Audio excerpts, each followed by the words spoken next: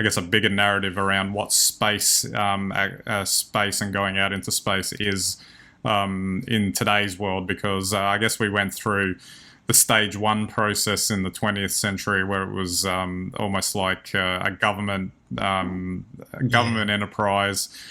There was obviously the Cold War aspect, so there was a competition between nation states to, be the first to do this or that or the other thing.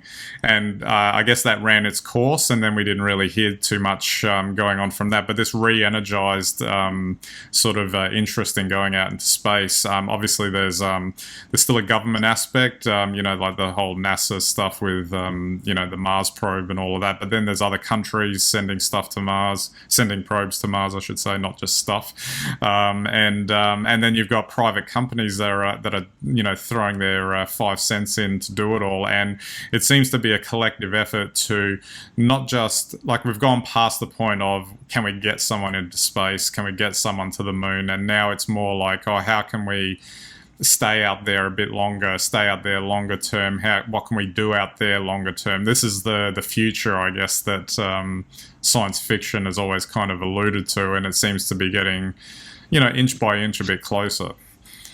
Look, if you look at what the reusable rockets are doing, there's no question that by the end of this century, space travel is going to be routine. There'll be a certain percentage of the population, albeit we'll have a huge population here on Earth, but you might find as many as, 10 or 20 million people make this trip into space every year, which is, by numbers alone, that's huge. That's unprecedented.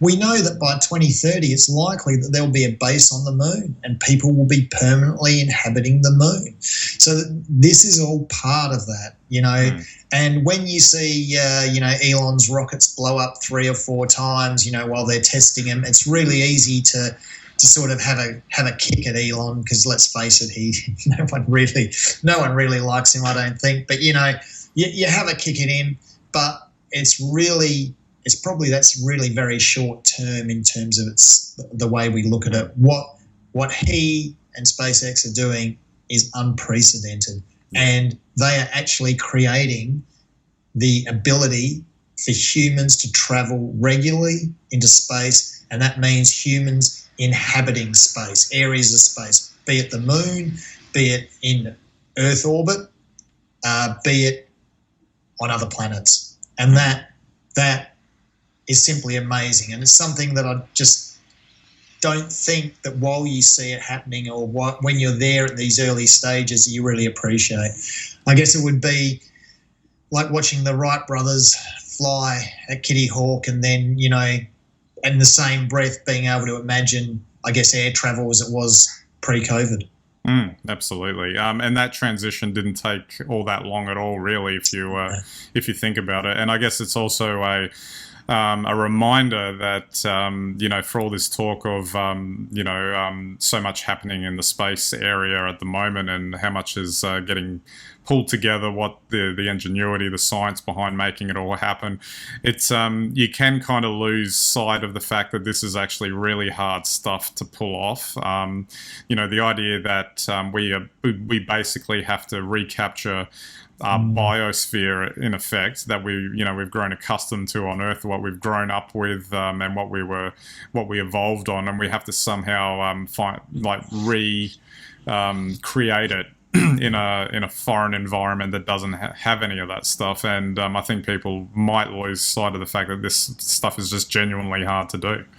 Look, it's incredible. And on that, I don't think people very often realise that they still need to take oxygen up to the ISS. There's no closed loop system yet. And, people sometimes say, oh, why are we going into space? Why are we trying to do these things? The technologies that will create closed loop systems, regenerative systems that don't require huge amounts of energy input and create waste, those systems, which are almost circular, will be developed for space, and those are exactly the same systems that we will be using on Earth to protect the planet and improve the environment in the future. And that's why space travel is so important, not just for the exploration, but for also the technology it will bring to make the Earth a better place. Absolutely. All right, we might wrap it up there. It's exciting times to say the least, and it's just good to see that so much effort is now being re-energized and re-put back into the effort to get out there, and also that so many are interested in doing it. Absolutely. Hopefully we will get a trip at some stage.